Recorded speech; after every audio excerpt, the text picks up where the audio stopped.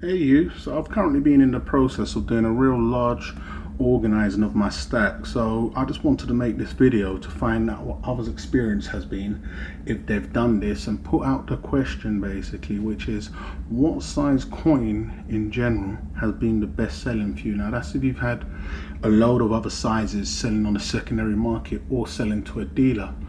Now I ask this because I personally, whilst I've been making my stack a lot more Brexit proof lately, so a lot of my more audacious larger pickups I've been liquidating, even the ones that I had intended to make my headstone, like this piece here. So it's been real interesting as I've given a load of coins out to friends with eBay's account, and it's been real interesting to see what's come back in terms of interest from the kilos to the half ounces that I've had, what have sold and what haven't done as well as I thought, and what's actually led to me liquidating a load of these larger coins and the kilos that I have. So this coin's actually been sold. This is the 10 kilo COA1 coin that I've got. So I thought I'd get this coin out, make a video and do a full stack of the horse coins before it says this bye. So I'm going to get these out. As I go through each size, I'll just break down what my experience has been, and hopefully you guys will let me know which coin size, not what series, it's just the coin size in general throughout all coins,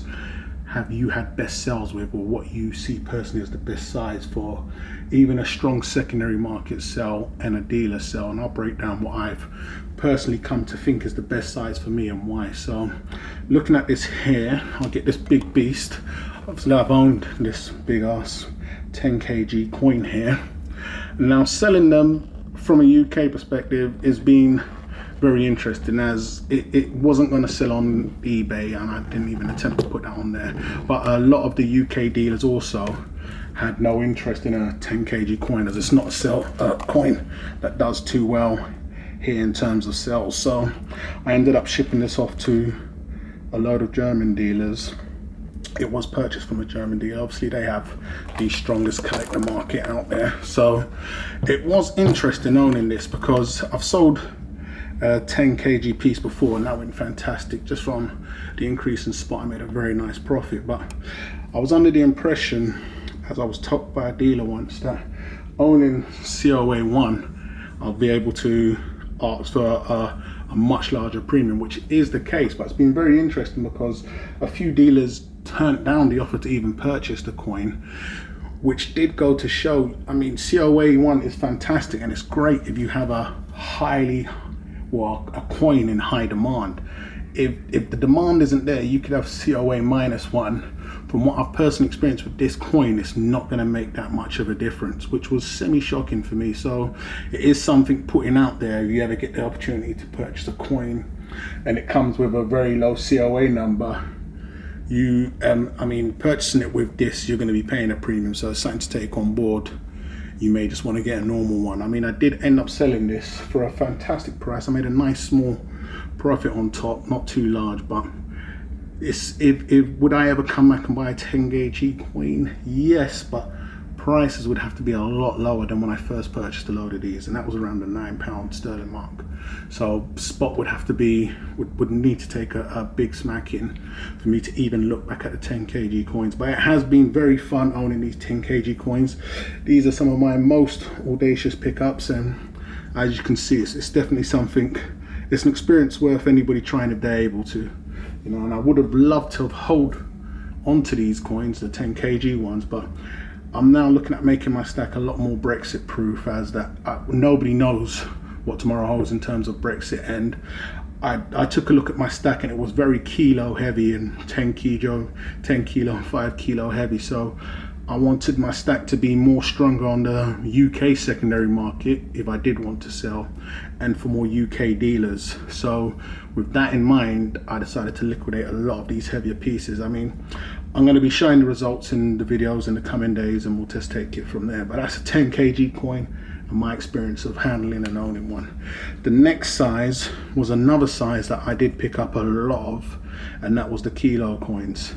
Now these also have been fantastic owning these, but on the resale I had a couple of these up for sale. There was interest for certain ones, but in general, from where I was, the kilo coins wasn't the best sellers either. So Will I be going for more kilo coins from here onwards?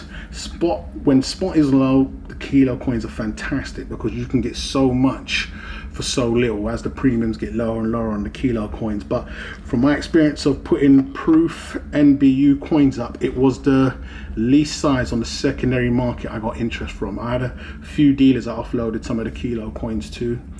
They went fast with dealers, so that was a good thing. And this is UK dealers, but on the secondary market, they wasn't that fast at liquidating. So it's something moving forward I won't be looking at in terms of adding to the stack. But if we get a drastic drop in spot, it's one of the best sizes to get just to bulk up in weight. So that's the kilo coins and the second size and the horse whilst I do this complete stack. The size after that is the 10 ounce. Now I don't have a lot of these, so when I was putting them out, it wasn't that for me to worry about, but it's a size that moving forward, if I can find for a decent price, I will look to pick up over, whereas before I would have maybe gone for the kilo. As I saw just from looking at sales online, people are more inclined to pick the 10 ounce over the kilo. It's more manageable for a lot of people I've seen. So if I do go for the larger size, so I do want to stack more weight for lower premiums, it may be the 10 ounce that I may be looking at, whereas before I would have looked at the kilo. So it is a good size, and we're not just talking about the lunar size, the lunar coins in general, just a silver coin size in general. What has been the best selling size for you if you've sold on the secondary market or to a dealer? And what I've seen is a lot more people gravitate from the UK perspective towards the 10 ounce than the kilos, but they both do sell. But if we're going to be putting something up, I've seen the 10 ounces do a little better. So next, once we're completing this stack and breaking this down, is the 5 ounce. Now I didn't have any 5 ounces to put out there to liquidate that many. Once upon a time I did do a video of all the 5 ounce Libertads that I picked up, but those were liquidated early to pick up a large Kookaburra order. So I think this could be just one of a few. I have no more than a couple of ounces and 5 ounces now. It is a good size. It's not a size that I stack in general anyway. I do get a lot of comments about the lunar 5 ounce size. A lot of people understand or tell me that they have the lowest mintage and so forth, but just in general, it's not a size that I've personally done well with or sold a load of. I mean, I picked up the Libertads at spot and I sold them at spot for a spot race, so I did make a small profit there. But I understand with the lunars, the 5 ounce does well, but in any other size coin or any other series, how well do the 5 ounces do in general? So it'd be interesting to find out if anybody's 5 ounce connoisseur in silver. So here's the size that is my favorite, and that's the 2 ounce. It's the sweet spot. It's large enough, not too small, not too large, very manageable, and it's a beautiful size. They do sell well from what I've seen on the secondary market. I didn't put no 2 ounces up for sale on the secondary market, as it's the size I want to be keeping on to. It's my, I wouldn't say new favorite, but as the Queen's Beasts are out now in 2 ounce, it's a size a lot more people are looking at, whereas before it could have been so it does help that the Queen's Beasts are out in 2 ounce now, because if I do bulk up in 2 ounces, it's a gain for me than being CGT3. So that's the 2 ounce, going for a bit of a tumble. So that's completing that size. Once again, my favorite size, I'd go out there and say. So here's the size that which was no big surprise, but from what I've seen sell wise and from what I've sold and seen sold, it's the size that I'm going to be focusing a lot more on. It's going to be these two sizes. If it's going to be 2 ounce, it's going to be Queen's Beast.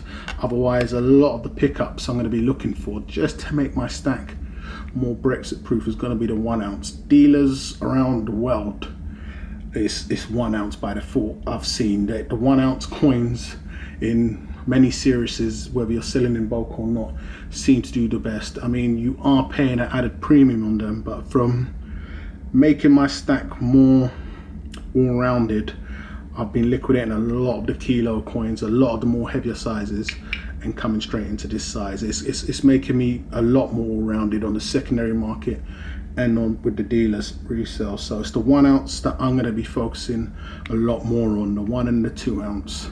So this is no surprise, but for me, this is the best selling coin in any series. This is just from sales that I've personally done and seen go through, the 1 ounces sell the best. So if you want to, and this is from me, I've left somebody with 100 coins. It had the most views, the most offers, the most sales. It was the 1 ounce. I even had, as we can see here, the half ounces, which I thought was fantastic. And don't get me wrong, they are good, but for me personally, the bulk of my coin sizes, I want to be 1 and 2. Once upon a time, I was loading up on a load of half ounce coins, but not so much no more. As you can see, all of these, if I can find them.